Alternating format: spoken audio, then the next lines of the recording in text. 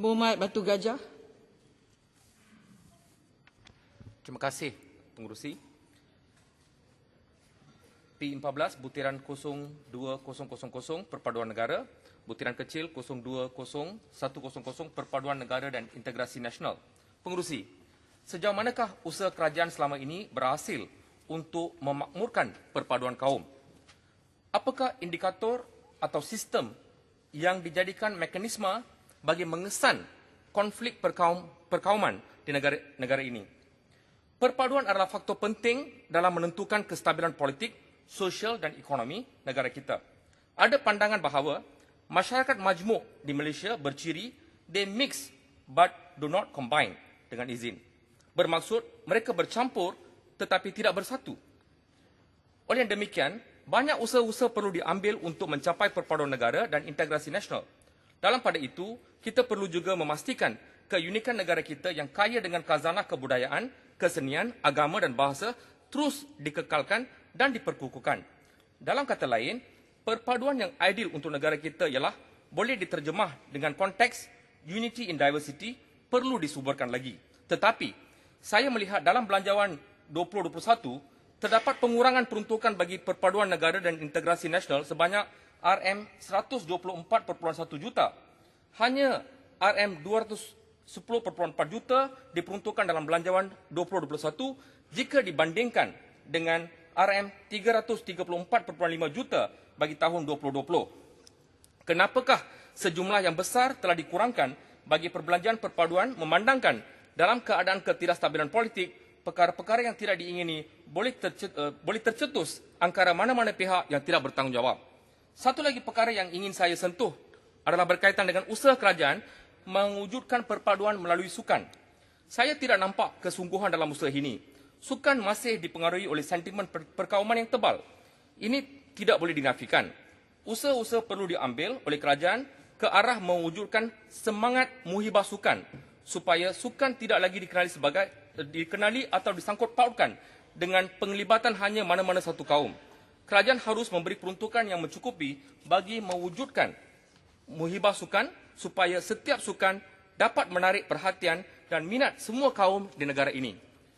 Saya juga ingin tahu apakah perbelanjaan dua item baru iaitu butiran 02200 perhubungan masyarakat dan butiran 02300 pembangunan masyarakat yang masing-masing diberi peruntukan lebih daripada RM1 juta. Saya juga memohon kepada Menteri Perpaduan Negara untuk menjelaskan tentang petunjuk prestasi utama berkaitan dengan indeks keharmonian agama, indeks ketegangan masyarakat dan indeks perpaduan nasional yang disasarkan bagi tahun 2021. Saya juga ingin tahu tentang langkah-langkah yang telah diambil oleh kerajaan menerapkan pendidikan rukun negara kepada semua lapisan masyarakat di negara kita. Batu Gajah, boleh? Maaf Bruas, saya ada banyak lagi yang perlu saya ketengahkan. Saya mohon maaf ya, Bruas. Berkaitan dengan mediator community yang terlatih, yang disebut dalam buku belanjawan 2021, saya mempunyai beberapa persoalan yang ingin saya bangkitkan dalam Dewan Yang Mulia ini. 1. Bagaimanakah mediator ini dilantik? 2. Apakah kriteria-kriteria atau kelayakan untuk seseorang itu dilantik sebagai mediator community? 3. Apakah fungsi utama mediator community? 4. Apakah latihan yang dijalani oleh mediator community? 5. Berapakah jumlah mediator community yang wujud pada masa ini? 6. Berapakah bilangan yang akan ditambah pada tahun 2021?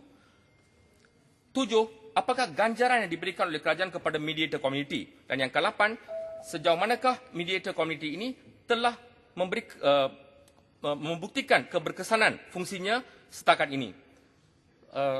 Pengerusi, butiran 00201, Program Pembangunan Sosial Ekonomi Masyarakat India, Mitra. Masyarakat India negara kita amat mengharapkan bantuan kerajaan untuk meningkatkan taraf sosial ekonomi mereka. Setiap tahun kerajaan memperuntukkan RM100 juta dalam belanjawan bagi tujuan yang dimaksudkan. Tetapi, jumlah yang diperuntukkan itu tidak dibelanjakan sepenuhnya dengan pelbagai alasan yang tidak munasabah. Saya berharap Menteri Perpaduan Negara akan melaksanakan tanggungjawab dengan penuh integriti dan accountability dalam memastikan RM100 juta diperuntukkan itu dibelanjakan bagi tahun 2020. Saya juga rasa hampa kerana tidak ada peruntukan tambahan untuk mitra bagi tahun 2021. Ini amat mengecewakan masyarakat India, lebih-lebih lagi apabila peruntukan untuk sekolah-sekolah Tamil juga dipotong RM20 juta bagi tahun hadapan. Inilah antara perkara-perkara yang mendorong masyarakat India rata-rata menolak Belanjawan 2021. Harap Menteri Perpaduan akan merayu untuk meningkatkan peruntukan mitra kepada RM200 juta bagi membantu masyarakat India, terutamanya golongan B40 dan M40 yang amat memerlukan bantuan dalam menghadapi keadaan pandemik COVID-19. Ramai yang telah hilang pendapatan atau terjejas perniagaan mereka. Pengerusi, akhir sekali, saya juga merayu kepada Menteri Perpaduan Negara untuk memperuntukkan sejumlah wang untuk memperbaiki bangunan Dewan Rukun Tetaga Batu Gajah yang rosak dimakan anak-anak.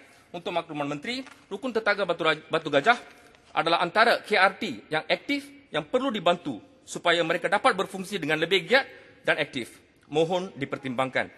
Setakat ini sahajalah perbahasan saya, Tuan Pengerusi. Sekian, terima kasih.